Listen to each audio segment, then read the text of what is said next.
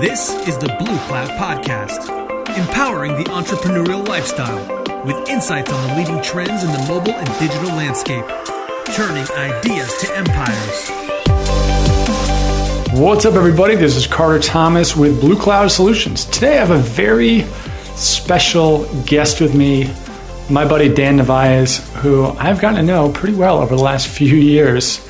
And I can safely say that every time I talk to him, I'm more and more blown away, not only by what he's doing, but I just hear more stories about what he did. And it's really just incredible and inspirational for any entrepreneur, especially someone in the app business. I'm just going to read his bio because I can't do it justice. So at the age of 27, Dan brings a decade of entrepreneurial experience to his role as founder and CEO of Parade, which is one of his big app companies. He started his first company at the age of 15 with $1,000 and built it up to over $2 million a year in revenue by his freshman year in college. A graduate of Indiana's Kelley School of Business, Dan is a self-taught entrepreneur, life hacker, and used his skills to establish his brand across international e-commerce, consumer products, apparel, and web media industries. Dan's companies have generated over $20 million in revenue to date. Dan's originally from Sao Paulo, Brazil, and he's fluent in 3 languages, including English, Portuguese, and Spanish. This is just the tip of the iceberg. As you will hear in this interview, Dan is one of the first pioneers in the app business of creating submarkets, specifically around things like buying and selling Instagram likes. And you'll hear how he made millions of dollars doing this and how he is now pioneering the whole idea of curation in the App Store and how he pioneered things like arbitrage with eBay. And it's just, the list is endless. And influencers and everything like that. I think that as you guys are listening to this, it's just keep notes and just try to keep track of how good this information is, because it's very rare to find someone who has this much energy and this much fire and has this good of a story in any business. And so for us to be able to have access to Dan, who will be speaking at the Bluecloud Hawaii event, very honored to have him come. This is a true gift. So sit back, buckle up, and enjoy this conversation with Dan Narvaez. Learn, implement, succeed. The Bluecloud Podcast with Carter Thomas. All right, Dan, welcome to the show. Thanks for having me, Carter. This is great stuff, man. We were just talking about how the last time I saw you was a couple of years ago in San Francisco, and then I think the time before that we were roommates in Las Vegas at a Tony Hsieh event. That is exactly right. Those are 2 good times. Yeah, I had some late nights staying up talking about RevMob and the inner workings of Brazilian ad networks. That was making a lot of money, those guys. I should have started an ad network after we had that talk. It would have saved me a lot of time. Oh, yeah, that's true. Yeah, it was, that was different times. So for anybody, Dan, who doesn't know your story, which is an unbelievable story of entrepreneurship and just, hustle in a lot of ways, you have not always been in the app business. Correct me if I'm wrong, but it was like eBay or something back when you were a teenager, right? Like, what was the story behind that first business?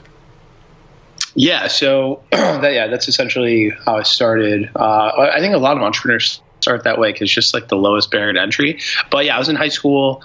It was around 2005, something like that, 2004. And I was like a freshman. I was like 15. And that's around the time that you get your car and all this stuff.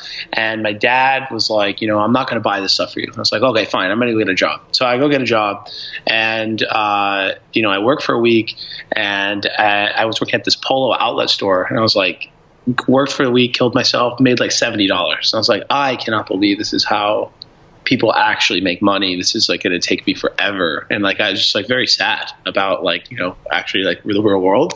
And I was actually about to quit because like I need to find something else. And then this tour bus of like Asian people came to this factory outlet store, and man, these guys must have bought like $200K worth of stuff. And I got like a $25 bonus for helping them out. And I was like, are you kidding me? That's like my commission, that Polo makes $200K and I make this.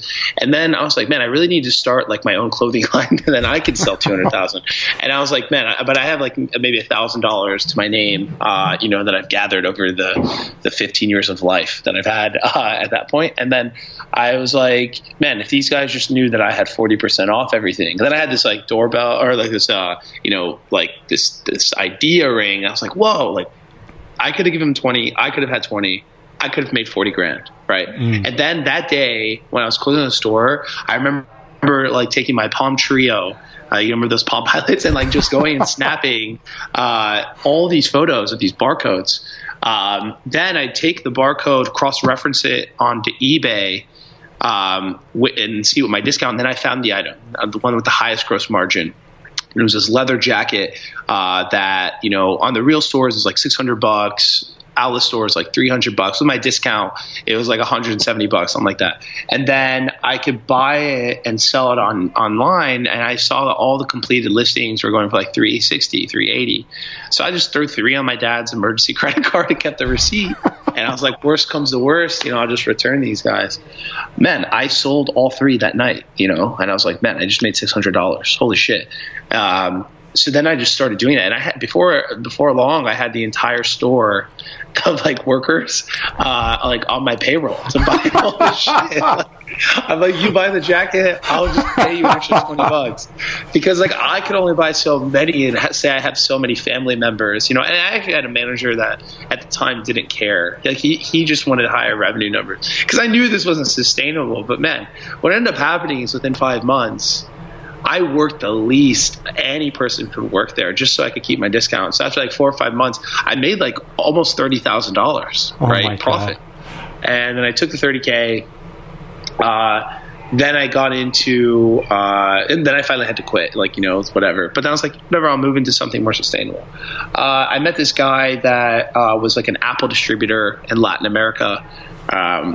And then he just kind of was like, he'd already done well, and he noticed that I was like at this time I was 16 now. I was just like 16-year-old hustler trying to start a business. So he gave me like really unique pricing for iPods, stuff like that. And I sold those on eBay for a bit. And I could only make like $20 on those because like the margins are just less. And that was cool.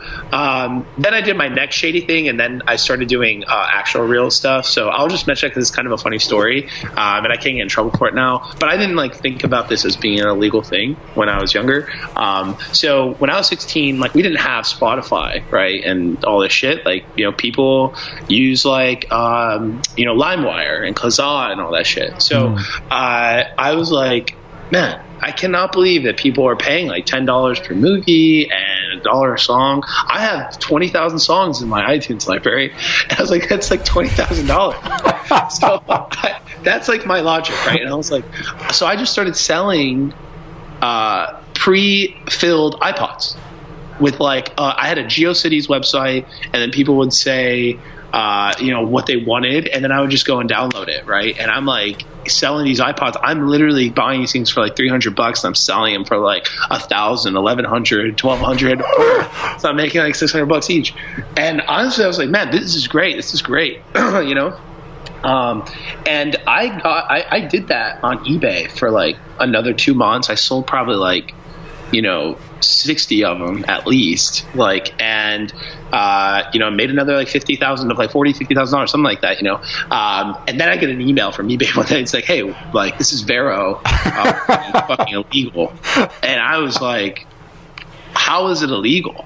Right. I was like literally like in my head, I had no idea that it was illegal. Right. It was. And then I thought about it, I was like, oh, like copyright. Okay, this makes sense. And then I just hit him back. I was like, well, I'm 16, because I'm not even supposed to be selling on eBay.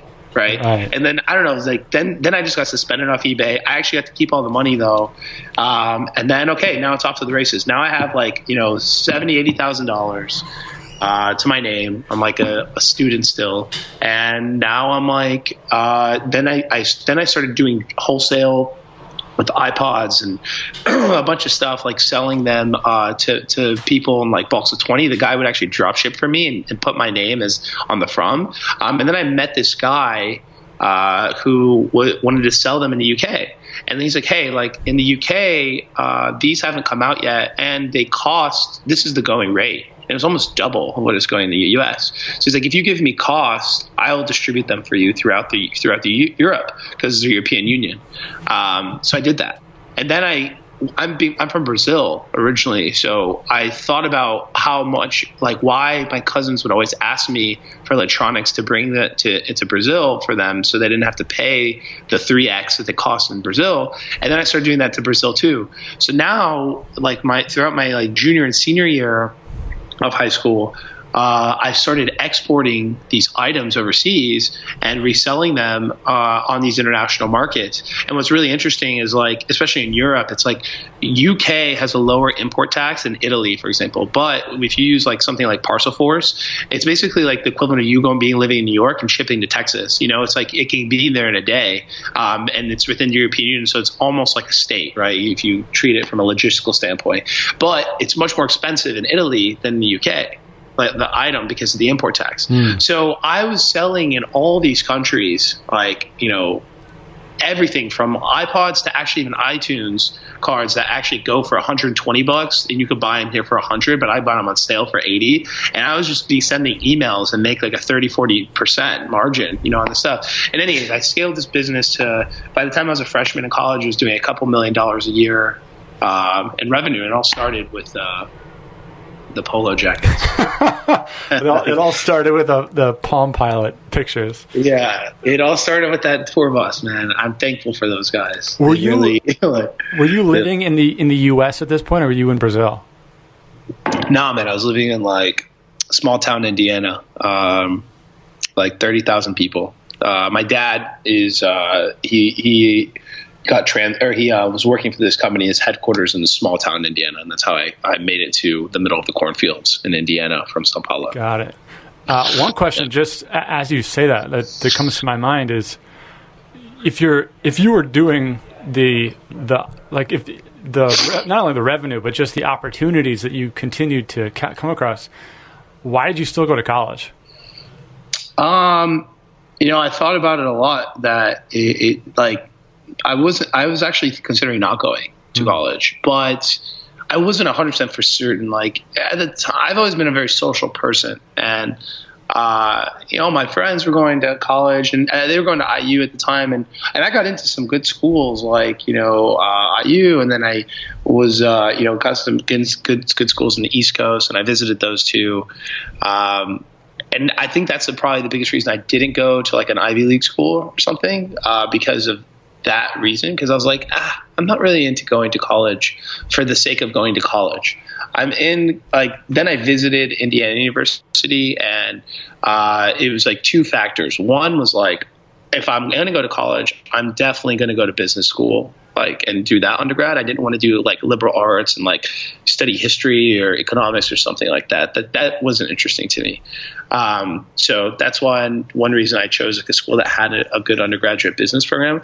But secondly, man, I just visited the school and had a weekend there, and I went to these parties and like these fraternity parties and all these like, you know, house parties. And I was like, oh my God, this is the best thing I've ever seen, ever. Like, and I was like fascinated at like, this was happening. Right. Yeah.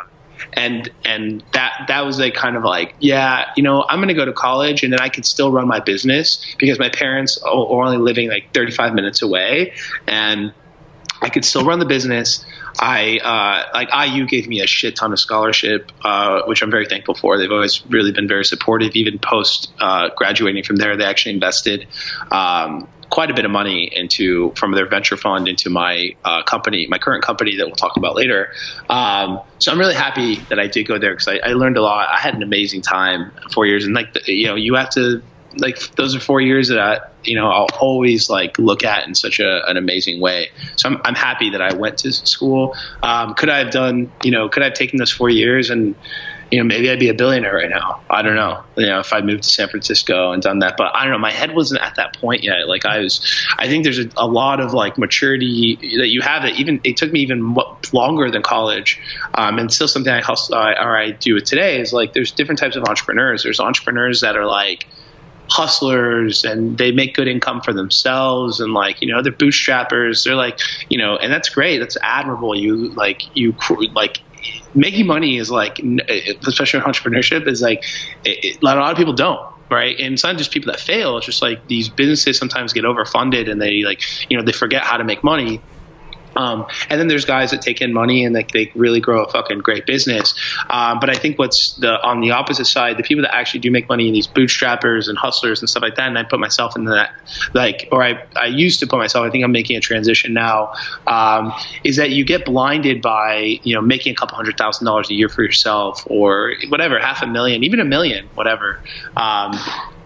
And then you forget, like, what's the bigger picture, you know? And it's hard to get out of that. It's like you're like, was my eBay business ever going to become like something worth $50 million, $100 million? Was like any of the side hustles that I had that, you know, we could talk about throughout college and whatever, were they ever going to be like something that's really going to move the world forward and be used by, you know, tens of millions of people and be something like on par with like, you know, the technology companies that we see today.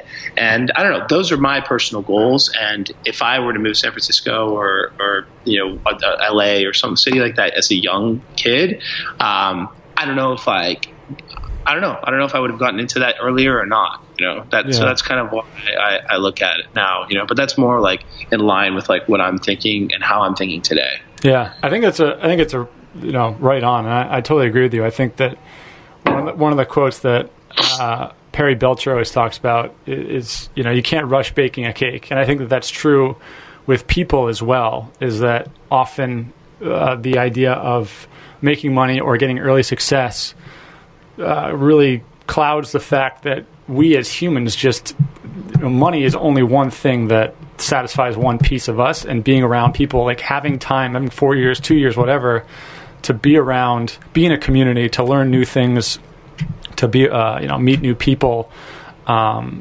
is a very important part of the growth process, so that you can live a long and meaningful and fulfilled life and have a high impact, because you know what sort of impact you want to have, and, you know, build those connections.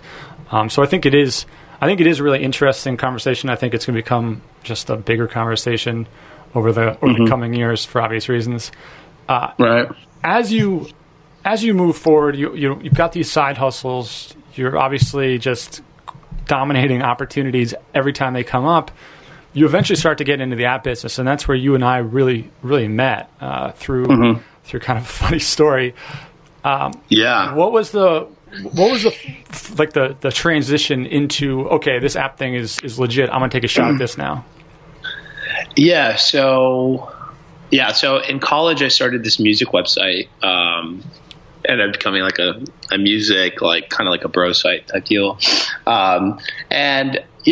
I graduated and I started having the first inklings of like this type of thought process, which was like, you know, Dan, do you want the rest of your life to be like like an eBay guy? And, you know, is that like what you want your, you know, legacy to be?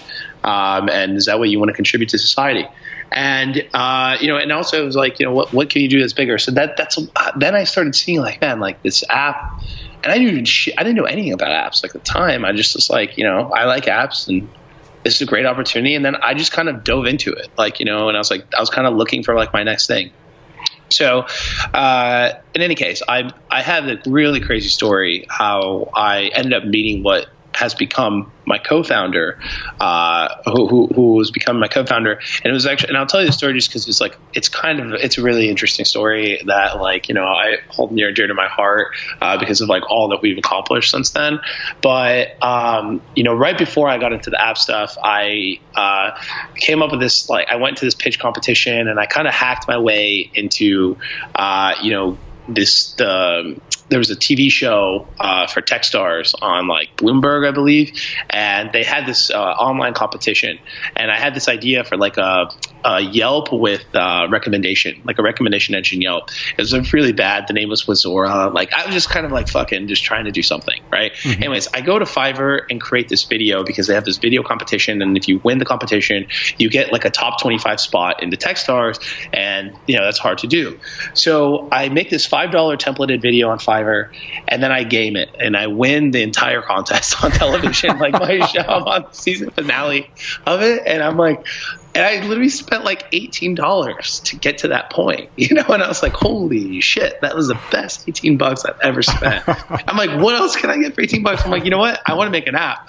Let's see what Fiverr has to offer on this app. So I go there, and man, just that day, someone wrote, I'll make an app for $5. And I'm thinking, no expectations. I tell them what they want. He's like, I can't make that for $5. I'll make that for $85. I'm like, cool.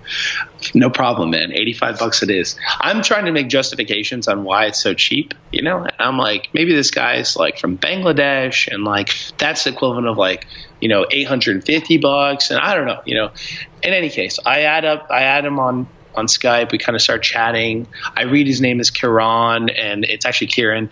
And then I end up finding out the truth, right? It's this 15 or 16-year-old kid, 17-year-old kid who was sick of reading programming books from the UK, and just wanted to work on a real project, but he didn't really trust his skills, So he's like, fuck it, I'll listen on Fiverr. So it wasn't about the money. He just wanted to do a cool project. So a month goes by, he makes this app, and it was good. I made like 10K off this app, pretty quickly, because I had a good distribution channel for it. And then I told him, I was like, yeah, so what are you doing? He's like, well, I'm graduating. I was like, oh, I just graduated. And he's like, no, I'm graduating high school, right? That's when I found out he was so young. And I was like, fuck. So then I was like, you know what? I want to start this company that builds apps for people, like an app builder, right? And this is like, there wasn't really anyone in the space doing that at the time. And I was like, you should come to the US and take a gap year before you go to college, and we'll start this company. And honestly, to my surprise, his parents allowed him to do that. And he comes to Chicago and literally on and off comes here for the next 1 year helping me build this company, right? And we hit our heads a lot along the way, because it was it's like I said, it's like me, 17-year-old. It's like the fucking the I don't know, the replacements, of the company, where it's like the most random, we're just hiring random Odeskers. It was a funny time. In any case, we struggle a lot.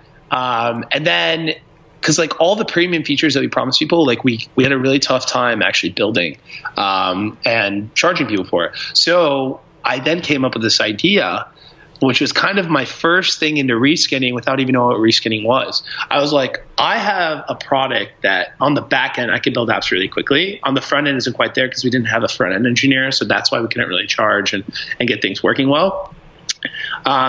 So I created an app factory. Man, in a weekend, we popped out 52 apps. It was juice diet apps, fucking workout music apps, baby playlists, baby genius this. Name of the topic, we made a bunch of them. And it was all basically the same reskin with the same modules in there with a curation of dope videos and music and whatever. Then I started making $50 a day. Then $200 a day, then $300 a day, then $500 a day. And suddenly the company's making $15,000, $20,000, right? But it wasn't enough, because this started happening around month 10, and then he had to go back to school, and the school wasn't going to let him defer again. So we had to make a decision, is this sustainable enough for him to and also he had to get a visa. It was a whole mess because he didn't have a college education, and the visa system here is screwed up. So the only visa he qualified for was this one called the People of Exceptional Ability. And that's what Olympic athletes get, really intelligent technologists and musicians, things like that. So, we were like, it's probably not likely, but he's going to continue working part-time, go back to school. On a whim, right, the week that he goes back to school, I came up with the idea of the app that made us ultimately meet, which was InstaLiker, which we coded up in a week. We literally, I called them look, man, I have this great idea for this product. Let's take a break from the app builder, gather our heads. Let's make this as a side project. It'll be kind of fun. We'll do it in a week. So we built it, right? And the premise was, have a photo that people could like or follow. They get a coin. They amass their coins, and then they can promote their photos on Instagram and get to the popular page, gain followers and likes, things like that. Feeding to the vainness of society that we live in. We threw this app out in the wild, no marketing. It's so buggy. And man, the first day, I remember I went to New York that weekend to hang out with a friend, and it launched at like 9:30 p.m. So it had like about 3 hours to populate, but it's like Pacific time. So within 2.5 hours of the time they were actually populated, it made $880, and I thought it was a glitch. And I was like, man, there's no way. Then that next day, I literally would just see my beautiful logo and still like just climb up the paid app charts, and then the grossing charts. And then the next day I get the app report, and I'm like, holy shit, this thing made $12,000 yesterday. And then the next day it made $17,000. I mean, it was just like this thing where I was like, oh my gosh. So we started making all this cash. And man, it turned into like a thing that we just fixed it and whatever. And yeah, man, we were the 70th highest grossing app in the App Store back then, generating so much money. And right around this time, we got an investor that approached us. I think more just like, hey, who are you guys? Like type deal. Like it was out of nowhere. It was actually out of a LinkedIn thing. And I met with them, and I was like, yeah, this is what we want to build. This is what we have today. We build apps and stuff. We're making like $10,000 a day profit. No problem. This is actually like a month and a half in. And then they're like, I don't know, we ultimately parlayed that into raising a $1.5 million venture capital round, to build this product at like a great valuation and stuff. And then like, once we did that, Kieran was like, if we raise that round, I'll drop out. Right. So he then drops out, and then we go off to hustling how to get the guy the O1A visa, that exceptional one. And we met a lot of the criteria because we were generating so much money, and we got him to speak at conferences, whatever. And then he got the visa, and then he moved to the U.S. And then he's like 18, 19, at this time, moves here. And man, then that was that. That's how I got into the app game. And then wow. And we were just, overall, like the Instaliker app made like a couple $1 million, like no problem. We also had a bunch of issues with Facebook and Instagram trying to take it down, and we deflected for a long time, before we had to absolutely take it down, or it just got pulled. But hey, man, it served its purpose, and it changed the course of a lot of people's lives. His life has totally changed because of, that story. And what we're building today wouldn't be a reality had we not done some of these like random side hustles. Yeah, I mean, and similarly for anybody listening, so Dan and I met because I'm not sure where in the process this was happening, but Dan listed that app for sale on a marketplace, and I started messaging with him kind of anonymously as some pseudonym. And once we started talking, I was like, hey, by the way, my name's Carter. I do this app thing. And you're like, oh, dude, I totally know who I've seen your website before.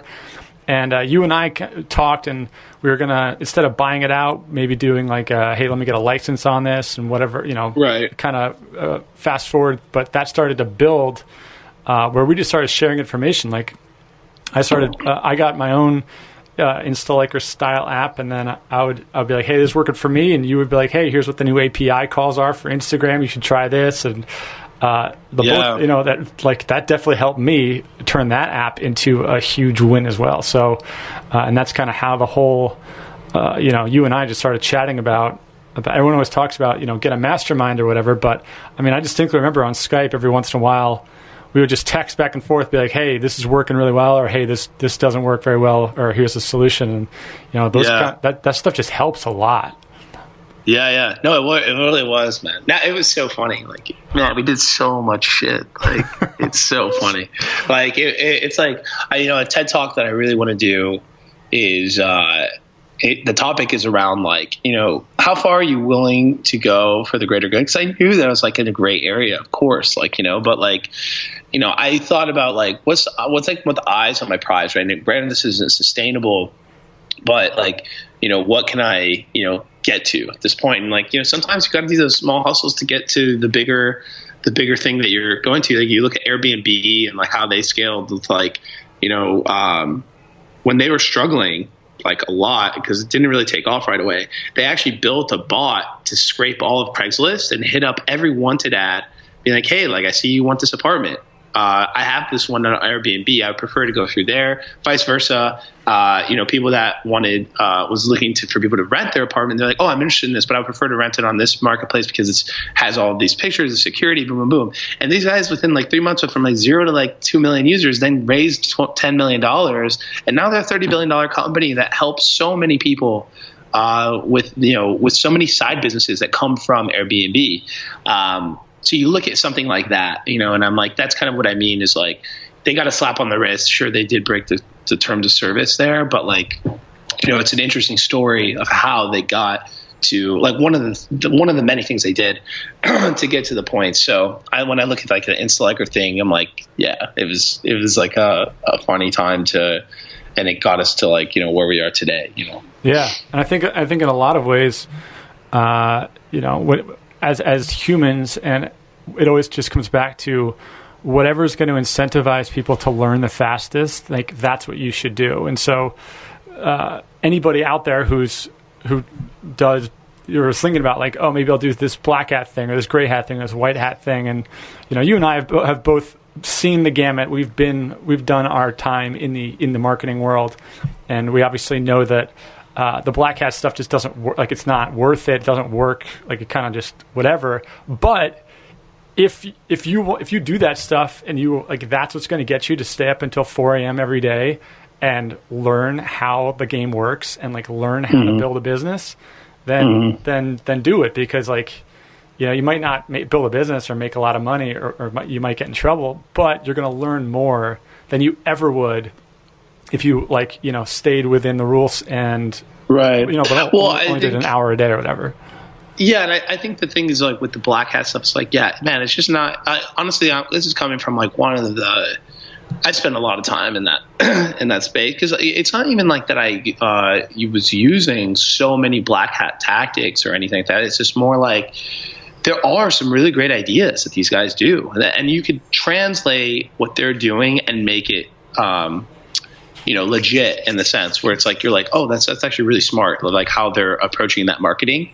I'm like, how can I do that in like a way that's like not for like penis pills, like, right. Like or something random like that, So, like there's things that you do pick up on, and it's just like kind of a different brain. It's like a different ideas, right? And as a marketer, I think that's like so critical is to like, if you go through my Facebook, like save tabs, I can save. I save ads. Like I'm like the only person, I feel like one of the few people that do that, where I'm like, what an incredible ad. That's really smart. They're doing that. And I gather these because I like to see what other people are doing, because that gives me my ideas. I'm like, what, I could take this and then I mix this up. And that's one of the ways I've been able to just scale things to a really high proportion. But you have to know, like, if you might be making money for the next 2 months, like what's the next goal? Like it's important not to get sucked into the black hat life or even like that gray hat thing, because like I said, it's not sustainable, and you can't like build a real company off of that shit. It's just like, this is going to get me to like stay step 2. And once I'm in step 2, I'm not doing this anymore because I've like amassed enough money to survive for the next 5 months or whatever, without having to do that. Like you have to build something sustainable. And I think that's the big issue that I think like many investors and entrepreneurs look at, like people that do that type of marketing and be like, this guy's a fly by night guy. And it's very hard to train yourself to do that. And I struggled through it for several years of my life to kind of like get out of that type of thinking. Totally. With after Instaliker, I'm sure there's obviously a lot of projects, but the last one that when we had dinner, whatever in San Francisco, whenever I guess that was a year and a half ago or so now, you had just completed, or on the in the red zone goal line for a really incredible celebrity / influencer app business model. And you're probably one of the first people that I met that really owned the whole influencer thing as a business model that a lot of people just didn't know about. Way before the emoji stuff, like way back. Can you talk through how the celebrity deathmatch came to be and how it evolved? Yeah. So the first influencer thing that we did was actually when iOS 10 keyboards came out, or not iOS 10. Was that iOS 7? Anyways, 8 or 7, not 10. Sorry. It's when the keyboards came out where you can build your own keyboard. And then we approached like the top Viners at the time. And it was like the teeny bob, like next generation Justin Bieber dudes, like Nash Greer, Cameron Dallas, these kids that have like such a loyal following. And like they have like 10 million followers and stuff. And, we were like, hey, we want to make a keyboard with you. And we pitched it as like, it's the modern day poster, and man, we went number one worldwide trending. We made like 100K in like the first 2 days, just off in-apps. And so many downloads and whatnot. And the app was like, it was just like an app that we kind of put together and built in like a couple weeks. So that was like, man, this is so huge, this influencer marketing shit. What else could we do? And at the time, you're right. I didn't really know anyone doing it. Like, we were like one of the first people, and we knew about it because I've always been, an Instagrammer, growing Instagram accounts, things like that. So I used to have these big Instagram accounts, like promote my apps. And I used to get great ROIs on that because like no one was doing it yet. So it wasn't saturated. So we had a huge click-through rate and people downloading these products. And then the idea with celebrity, the celebrity thing was like, okay, we built a game with like Waka Flocka. We had built a game with a couple celebrities, but then we were like, well, how do we build a sustainable model around this? Because what would happen is you get this pop, and then it dies, right? Because the influencer can only promote your app so much before their fans like, hey, fuck you. So what we did was we were like, well, how can we create a model that we can just feed in new celebrities and new people, and then they promote it to their audience, and we just continuously do that. And that's where that model came from. So we partner with like the biggest YouTubers, like guys like Dan TDM, big gamers like KSI. These guys with like 10, 11 million followers.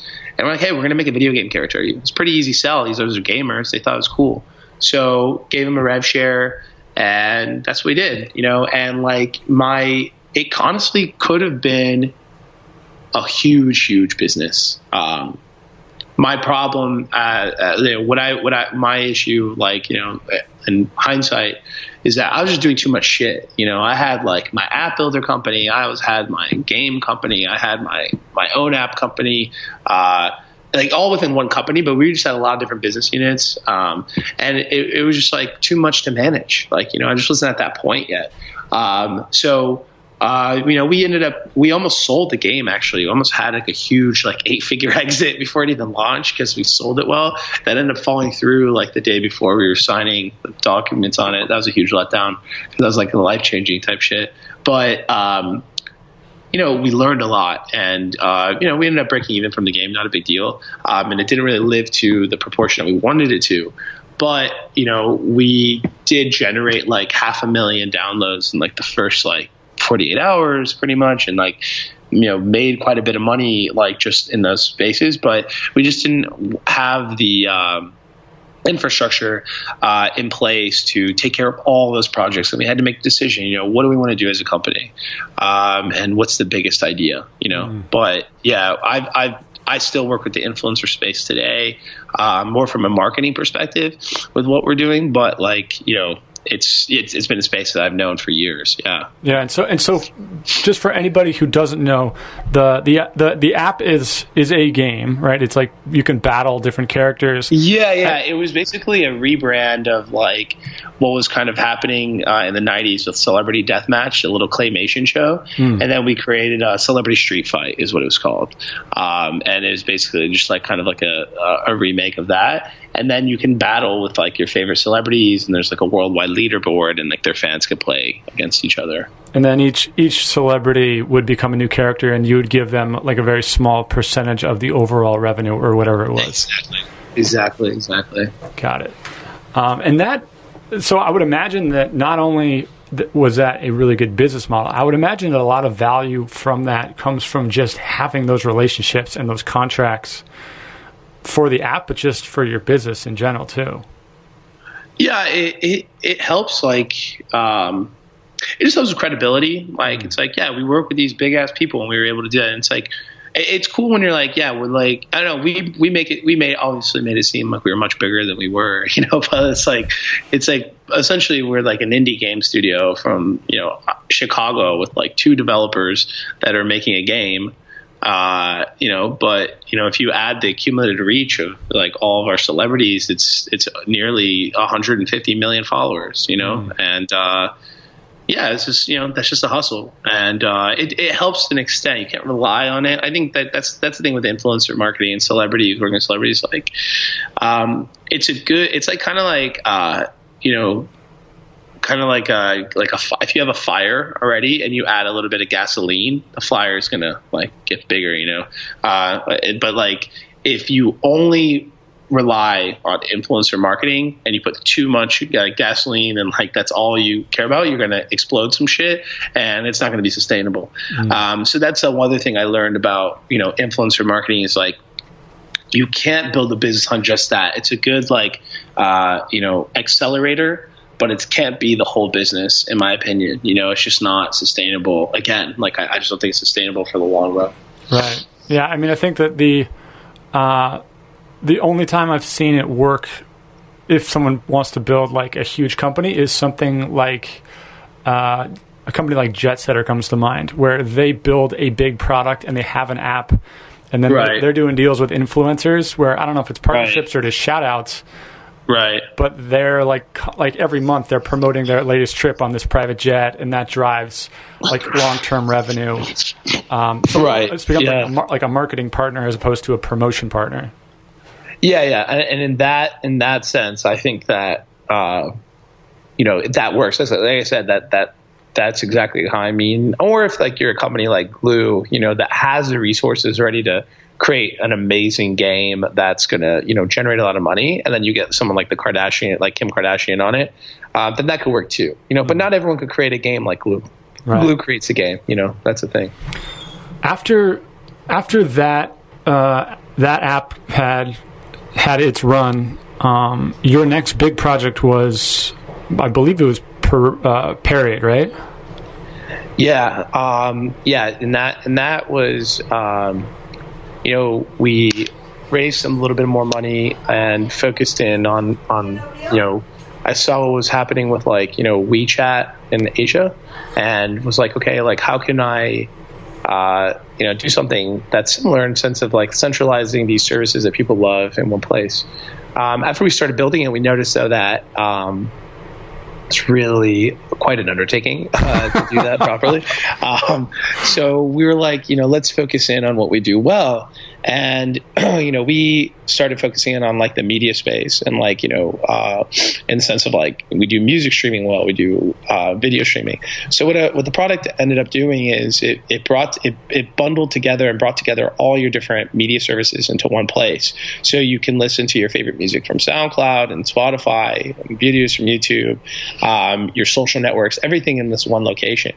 And what's really cool is like, that's where I'm seeing like kind of the future go. So as a service, as a platform, what I can do is I can essentially allow you to really dive deep into anything that you really love and get the best streams from those services around that topic. We call that a channel in the app. And then what's cool is that we're getting all this data from you, right? And that's what is so important. It's like, I'm like, oh, like this is what he likes on Spotify. This is what he likes on Facebook. This is what he's watching on YouTube. And then that allows me to better curate for you.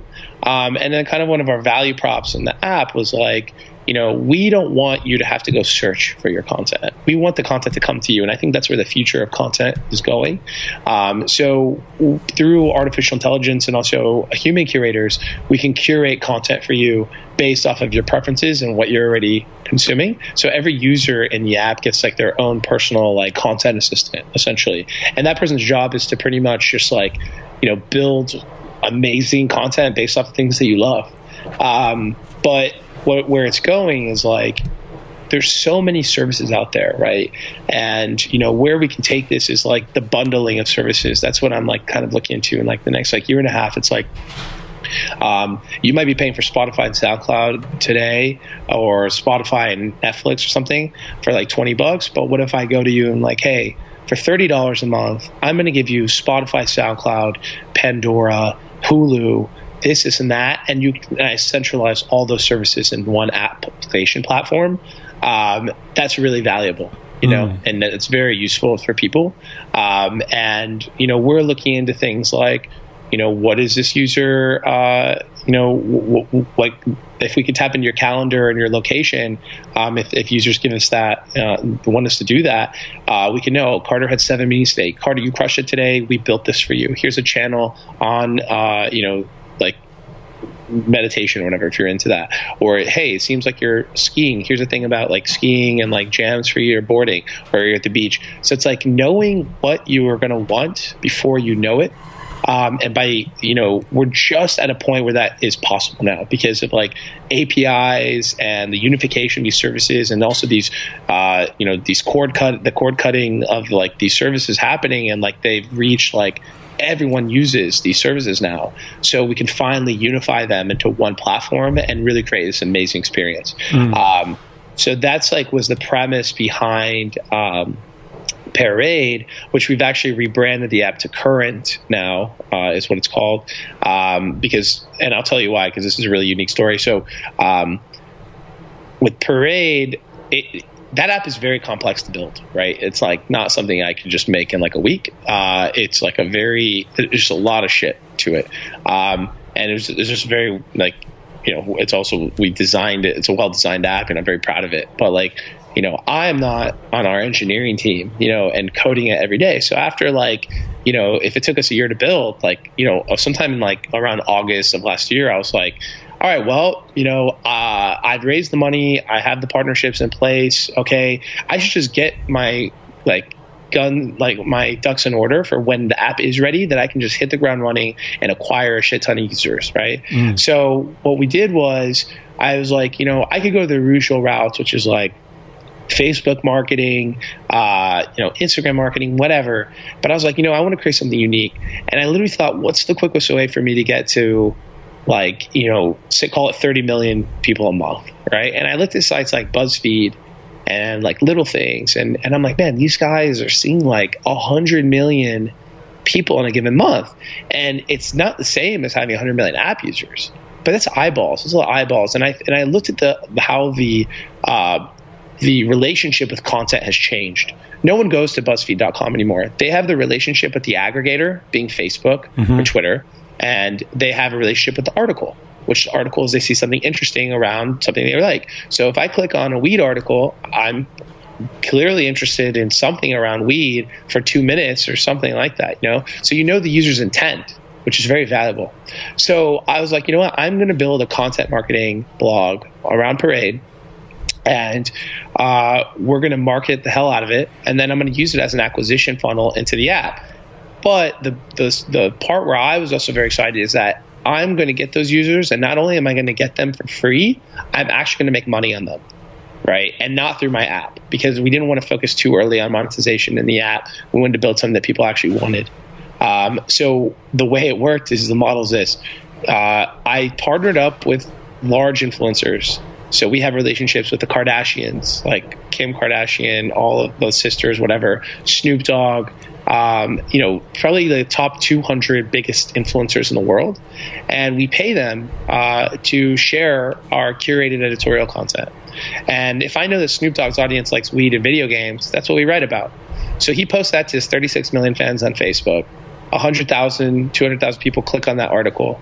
I know that user's intent based off that article, and then I could take something from my app and market it to that user. But there's programmatic ads on the site, and if I'm paying Snoop Dogg like a portion, or like a cent to click or something like that, and he is promoting that, and then I can make like 1.3 cents a click, then I make a 30% margin, and I also get free users from my app. Right. And we just scaled the shit out of that. Within like 5 months, and our site's doing about, like I said, like 120 million page views a month, and we're as ranked by Alexa, we're like one of the top 500 highest traffic websites in the world. And like, it was just like a hectic situation. So what ended up happening is, I made the decision that Parade, we were really bullish on pairing things together when we first came that name. And it wasn't the best name, but like after that became its own like unit, I was like, this is almost like its own business. It's like generating quite a bit of revenue. It's a marketing channel. So we were like, let's separate the brands, right? And current, it's also important. Like I don't want ads associated to that brand. So it's like it just made sense to separate them as two. They're still the same company, but two different brands within the same company. And one's like kind of like the marketing engine and the revenue channel, and one's like this much bigger vision of something that I see, really becoming like, my goal is to make it the size of a Netflix type business, because I think it's the future. But all in all, like the Parade thing is like, it's been crazy. Like, because we did it in like 5 months with a team of like 5, Wow. so. And those relationships that you got with the influencers, did you get that? Was that like a byproduct of the celebrity app? Definitely. It's a byproduct, not in the fact that like they necessarily probably looked at like, oh, this guy's done this shit before.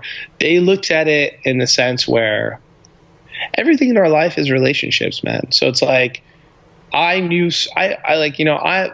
worked really hard over the last like 6 years of my life to, get out of my town. Like if my company's based in Chicago, I don't want to only have a strong network in Chicago. I need to have a strong network in LA and New York and San Francisco.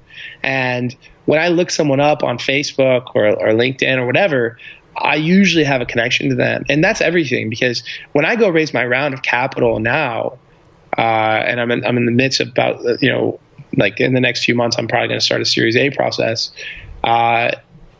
I can't just hit up investors like cold. You're not going to get any investments like that. I got to get like the best intro is like an entrepreneur that made that investor money.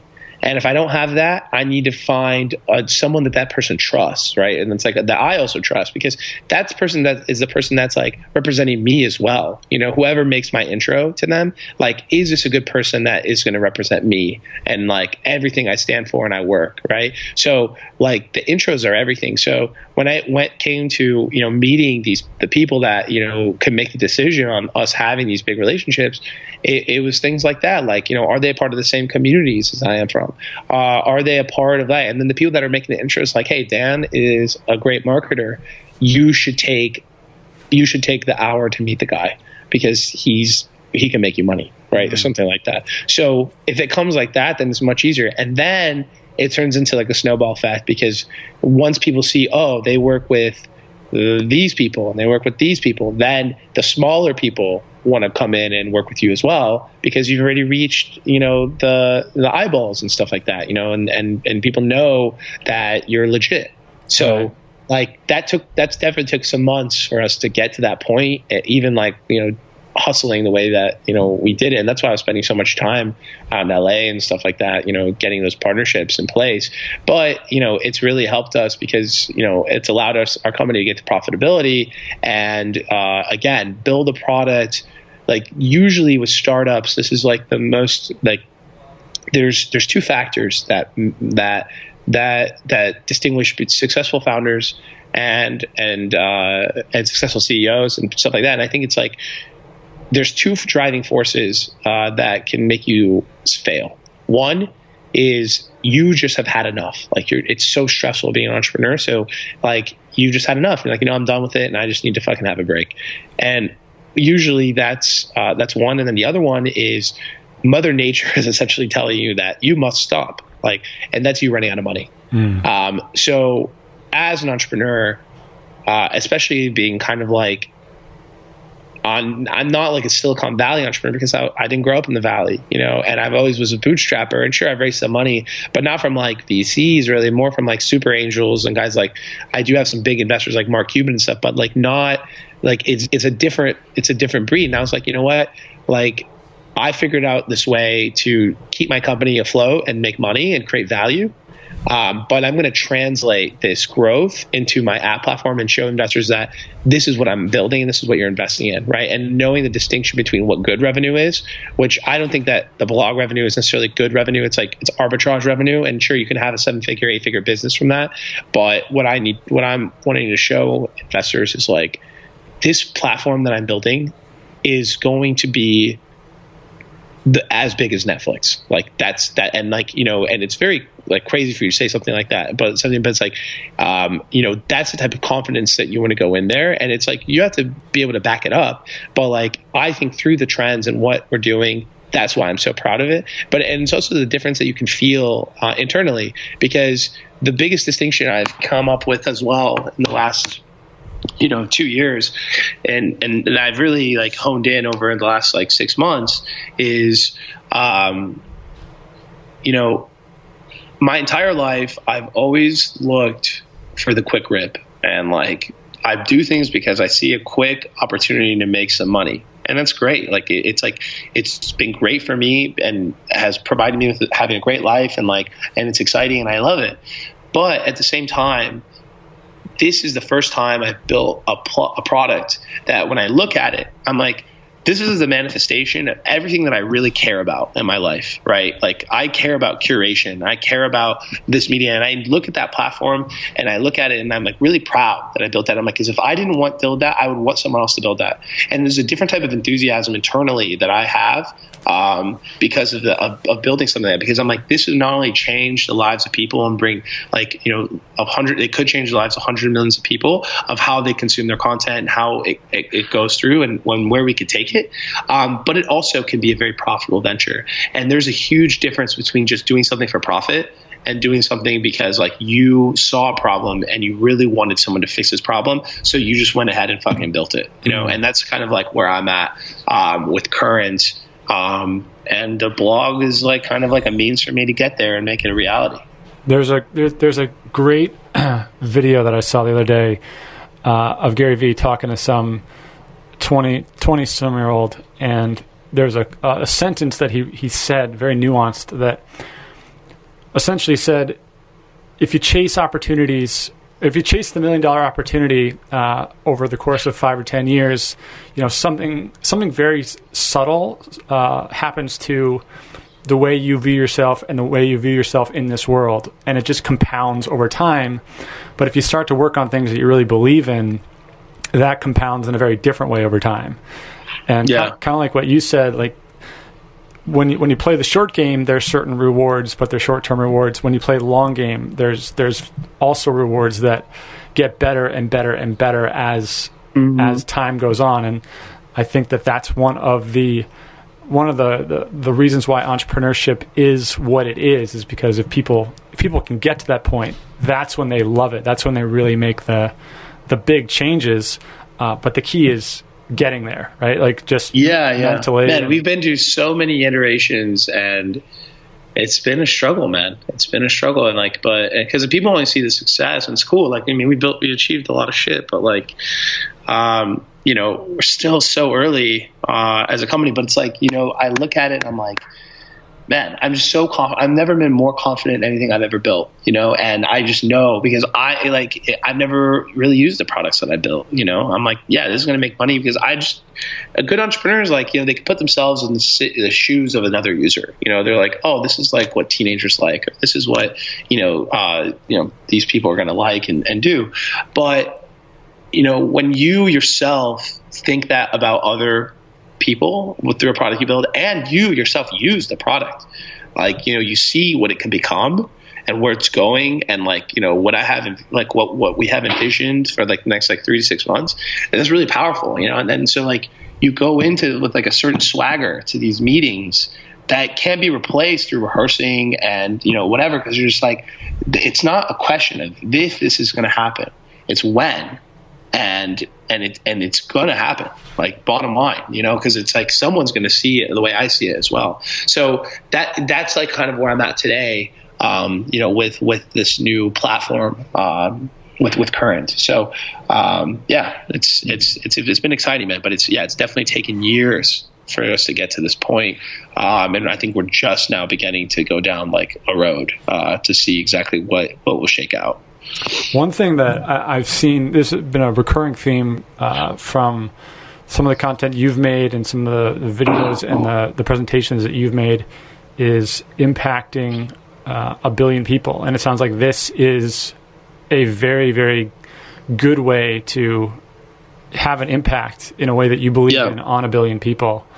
Right. Where did that come from? Where did that message come from for you? Yeah, I think so. Well, we talked about this a little bit earlier, but it was like, you talked about how when I was younger, I like a big thing for me was like, money. I was like, money is happiness. Happiness equals money. Boom, boom. More I have, more happy I am. And man, what do you realize? I'm really fortunate that, I like money. I like having nice shit. And like money is a catalyst to being able to do amazing things in this world, whether it's, for yourself or not. But I noticed that like, that's not what makes me happy. What makes me happy is like, living a comfortable life, of course, but like going to, someone that needs help, or a group of people that are like, might be young entrepreneurs, and then providing them the guidance to have their dreams come true, or removing a sense of worry out of something that like, to me, isn't as big of a worry, and helping someone guide through like a problem.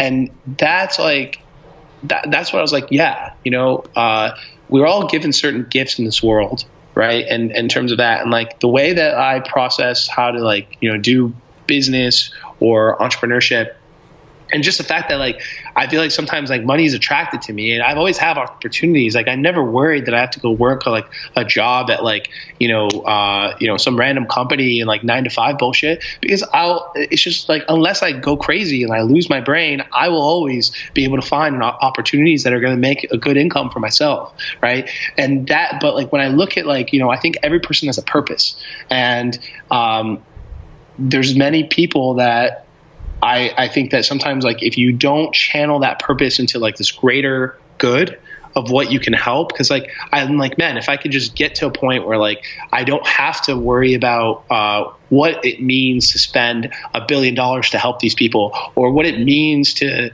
if I wanted to be the president of Brazil, if that was my goal to fix the bureaucratic bullshit system that I from the country that I'm originally from, like I just want to be able to do that shit, right? And I don't want anyone to tell me like, and it's not for myself, it's like if you see problems around the world and you see like, do that, like someone has to go and fix those problems.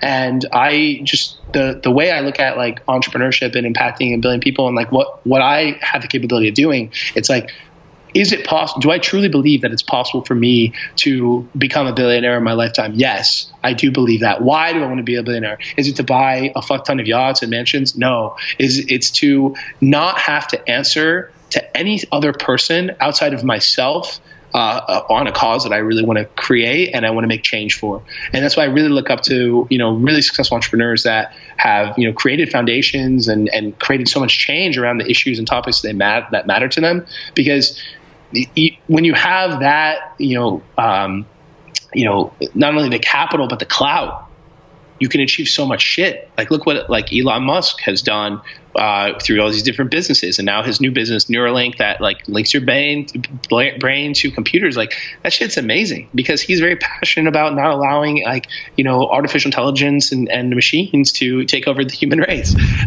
It's like everyone has their thing, and I'm not 100% sure exactly what my thing will be, in the next 20 years of my life, when I'm like, I'm 28 today. So say by the time I'm 50, but what I do know is right now I have the opportunity to create the steps that progress me towards that direction. So if Current is the company that's going to be one of my catalysts to get to a point where I can now be one of these, top 10,000 change agents for the world that now I have the funding and the clout to, execute on these bigger ideas.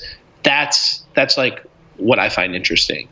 Right. So, and that's kind of how I think about it, and the 1 billion people thing is just like, what's the purpose of life? You have to think about what yours is, and what everyone has to think about that. And for me, it's always like, I just want to, like, by the time I die, I just don't want to have any regrets. And I think that if I'm capable of, impacting that many people, then that's the fucking goal that I'm going to set for myself, and do what I can so that, my legacy, or not, it's not even a legacy, because it's like, when I got really inspired about this is like, my grandfather was I don't know, this is like over years of thinking, right? But my grandfather was kind of grew up from nothing, became successful in Brazil, and he put like 9 people through college that weren't his own kids, right? And just a lot of times it's like Brazil is very common to have housekeepers and shit like that. And he put a lot of our housekeepers through college, but that changed a lot of people's lives. Those people that went to school, they grew up in a low income, and then they went to school, and then now they have the opportunity to get like normal jobs, and they're not this stuck as being a hustler. So my grandfather passed away 10 years ago, but those people went to college, and now their kids went to college, and now their kids have a better life. So my grandfather passed away, but he was really impacted, like call it like, whatever, like 9 people, but that has grown to probably 70 people, right? And all the people they've impacted along the ways too. So when you think about things in that way, he might be gone, but think about all the impact that he did for those people. And that's happened in history time and time again with people that have passed away. But, like you could look at the civil rights movement, right? Martin Luther King, like all these things. Like, so that's kind of how I think about, what do I want to do with my life? And when I think about things like that. Yeah, man, that's fucking awesome, dude. It's really inspiring to hear you talk about that. And I mean, I can feel it just from your voice, just not only how much you care about it, but how much you believe it too, which is, I mean, that's the name of the game. For sure. This has been awesome, man. I think it's been super, just incredible to hear your story and to share everything. How can the people listening support you and like help with Current and help with your business and spread the message? Man, I would love the people to download Current, make some, I honestly, like, we're still early in it. Like, if people want to email me directly, or, like request, like, we're still trying to make this, see like what do people love about this product. And I think that the Bluecloud community is a great community for that, because, it's fellow developers, they're entrepreneurs, like they're the type of people that we want in that. So that's like a big thing. They're like, I don't know when you're releasing this podcast, but like I said, we haven't made any really public announcements about it, about the funding or Current or anything like that. So they're getting like the inside track of like our product. We're doing it in like the next like month or two, so it's not a big deal, but like that would be a great support. And if people did that, and feel free to email me. And my email is at dan@current.us. That would be great. Cool, man. Yeah, I'll definitely link it up in the show notes, and we'll coordinate everything to get you the biggest impact as possible. But Dan, man, this has been awesome, dude. It's so good to catch up with you, and also thank you so much for sharing that story and really, really, really special and cool things that you're doing for the world, man. I'm proud to know you as my friend. For sure, man. Vice versa. Thank you so much. This has been another episode of the Bluecloud Podcast. For more information on app development, ebooks, reliable source codes, and more, expand your mobile knowledge by going to bluecloudsolutions.com.